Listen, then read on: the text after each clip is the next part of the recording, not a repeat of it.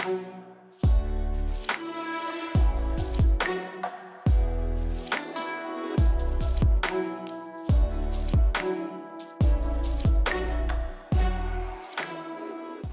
day.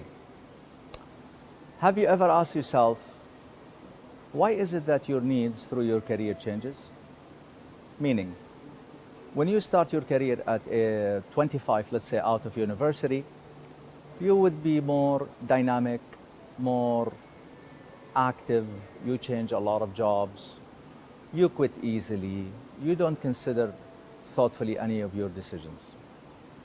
But when you go, for example, between 35 to 45, you start to settle, you start to see things more realistic. Between 45 to 55, you would start to consider risk. And after that, you will start to think about retirement. So what's the story behind this change? Today, we will be talking about something called career stage theory.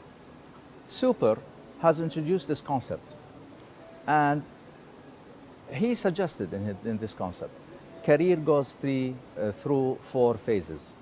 Phase 1 is growth, usually between 25 to 35, where people, after they leave their university or college and they join the workforce, they start trying different type of jobs. They don't know yet what will be their career. They are more motivated, more active. They don't know exactly what they want. Money is not an issue for them, but they would need it because they want to feel independent out of their family, for example, need and want. They tend to be more active all over the place. They don't know how to settle, no commitment to their organization. Their career is still vague. Stage 2 in your career, which is after that, subsequent to that, is something, the stage called establishment. Usually we're talking about, on average, approximately 35 to 45. At this stage where you actually define your career. That's it, you settle. You know exactly what do you want to do. At this stage, money will be important, but not as much as advancement and status, because you want to establish yourself in your career. You want to establish your credentials, you want to establish your expertise, and you want to actualize your roadmap. That's it. You've decided, that's my career, that's what I'm going, let's go for it. At this stage, self-identity and career identity are actualized. We commit to our organization in general because we would treat our organization as the venue where we can actualize our career. We start to develop this area of expertise. We start to enjoy it. We start to communicate it to others. And whenever we are asked, what do you do? What's your career? We have a clear-cut answer without any thinking. That's it. My career is in training and development. No second thoughts. After that, between the age of 45 and 55, we come to the stage called maintenance. In the maintenance stage, we have achieved almost everything that we look for in our career. We start to the stage where we aim for status quo. I want stability, I want security, and I want to be in my comfort zone. I don't seek as much financial returns or promotions because I've already satisfied this need. And after that, after I pass my 55, I start prepare for my retirement, which is the disengagement stage. After the break, we will talk about the critical differences between them so you can evaluate which stage you are in and what are the implications of such stages. Stay tuned.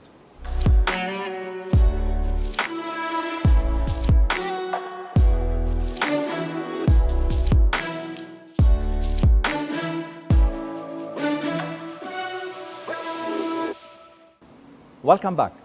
So we have discussed before the break that we have 4 career stages: growth, establishment, maintenance, and disengagement, which is a technical way for retirement.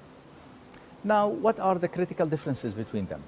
you will notice something very interesting. Ask yourself, the older you get, do you seek action, or do you like to go through stability and comfort zone and status quo? So to summarize, for example, what we've said before the break, growth is more of adventure, trial. Let me see what I can do. Advancement, establishment is more of advancement, challenge, establishing yourself, establishing your credibility. If we go to maintenance, is the phase for status quo. And I don't want to do anything to rock the boat. I want things to be stable, easy, and I want to enjoy my comfort zone. The disengagement is that I'm phasing out, I'm preparing for retirement, and I'm just planning to leave to start a new career after my retirement, which can be social work or family work or whatever. Now, what does this supposed to mean psychologically?